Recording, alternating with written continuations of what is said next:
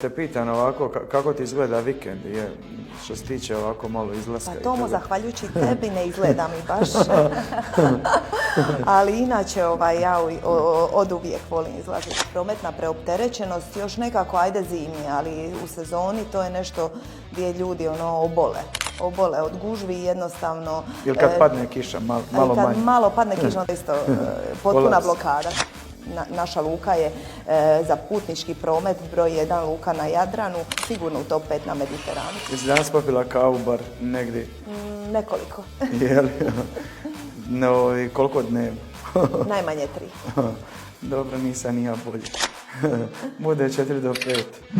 Ja isto sam ima iskustva što znači pripremati projekt. Obično ljudi tek kad vide da se događa asfaltiranje, betoniranje, misle da je tek početak, ali zapravo ja držim da je 70% nevidljivo. Ja konzumiram sav dostupan sadržaj po pitanju kulture.